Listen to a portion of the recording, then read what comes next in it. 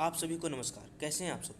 आज हम class 10th के संस्कृत के प्रथम अध्याय मंगलम पाठ के अध्ययन करने जा रहे हैं। सबसे पहले अगर हम बात करें तो परीक्षा की दृष्टि से जितना भी अध्याय हमारा संस्कृत का अधिकांशतः जो हमारा प्रश्न आता है वो हिंदी में आता है, उसको हिंदी में भी लिखना भी रहता है। इसलिए हम पूरा अध्याय को हिंदी में अच्छे से समझने का प्रयास करेंगे ताकि हम क्वेश्चन को अच्छे से वहाँ पर लिख के आएँ।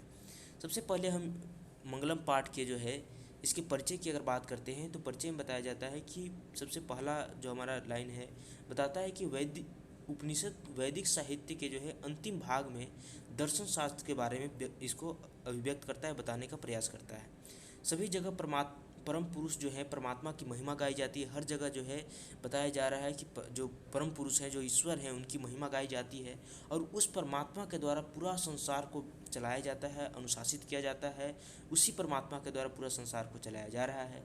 और इस पाठ में परमात्मा की महत्ता, उनकी महानता का वर्णन करने वाले 5 श्लोक दिए गए हैं और उन्हीं 5 श्लोकों को हम ध्यानपूर्वक समझेंगे। प्रथम श्लोक हमारा है हिरण्मयेन पात्रेण सत्यस्यापिहितं मुखम तत्त्वं पुष्णपावृणु सत्य धर्माय दृष्टे।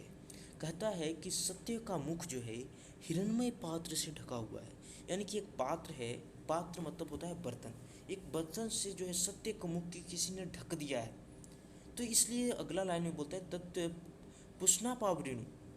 पुष्ण मतलब जो है सूर्य को कहा जा रहा है। कहता है कि हे सूर्य, इसलिए हे पुष्ण, हे सूर्य, तुम इसे हटा दो, इस पात्र को जो है जो जिससे सत्य ढका हुआ है उस पात्र को हटा दो, जिससे कि सभी सत्य और धर्म को ज्ञान के ग्रहण कर सके, सभी सत्य को समझ सके, सत्य धर्म को समझ सके, उसको ग्रहण कर सके, ताकि एक अच्छा समाज, एक अच्छा व्यक्ति बन सके। तो इस प्रकार से पहला श्लोक हमें बताने का प्रयास करता है।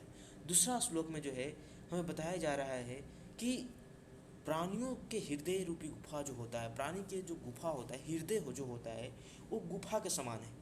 और गुफा के समान उसमें तुलना करते हुए बताए हैं कि उसमें महान से भी महान और छोटा से भी छोटा, यानी कि अनोरण्यान महतो महायान, यानी कि महान से भी महान और अणु से भी अणु, यानी कि छोटा से भी छोटा आत्मा निवास करता है, जो कि उस परमात्मा के दर्शन मात्र से जीव का जो सुख होता है वो खत्म हो जाता है और परमात्मा में वो व्यक्ति विलीन हो जाता है, परमात्मा में पूर्ण रूप से विलुप्त हो जाता है।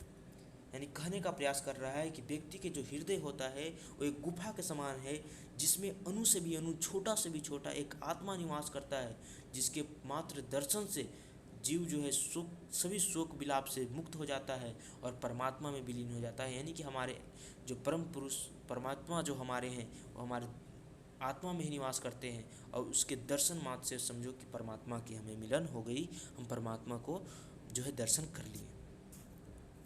हमारा जो तीसरा श्लोक है वो बताता है सत्यमेव जयते नानृतम, यानी कि जो है हमेशा सत्य की जय होती है, असत्य की नहीं। और सत्य पे चल के ही जो है देव तक जो पहुंचा जा सकता है, ईश्वर तक पहुंचा जा सकता है। ईश्वर तक पहुंचने का एकमात्र रास्ता जो है वो क्या है, सत्य का रास्ता है। मार्ग का अनुसरण ऋषि मुनि ईश्वर तक पहुंचने के लिए करते हैं, वही मार्ग सत्य का मार्ग होता है और वही ईश्वर तक पहुंचने का, परमात्मा तक पहुंचने का, परमात्मा में विलीन होने का एक सच्चा मार्ग है।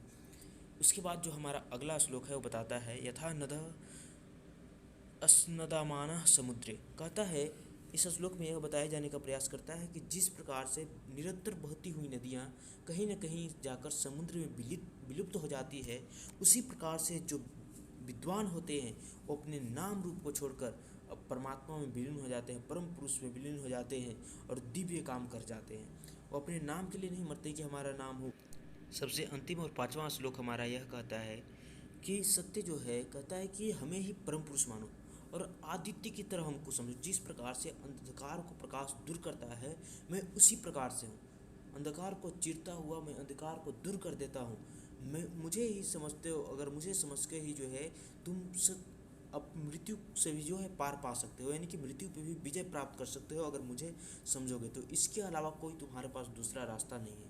यानी कि सत्य ही एक रास्ता है जिस पर हम चलकर अपने जीवन के लक्ष्यों को भी पा सकते हैं, परमात्मा को भी पा सकते हैं, मृत्यु से भी जो है पार पा सकते हैं। यही एक हमारे पास रास्ता है। इस प्रकार से हमने देखा 5 श्लोक के बारे में। अगर आप किसी प्रकार के कोई प्रश्न पूछना चाहते हैं तो कमेंट में ज़रूर लिखें। आज के इस पाठ के लिए इतना ही। धन्यवाद।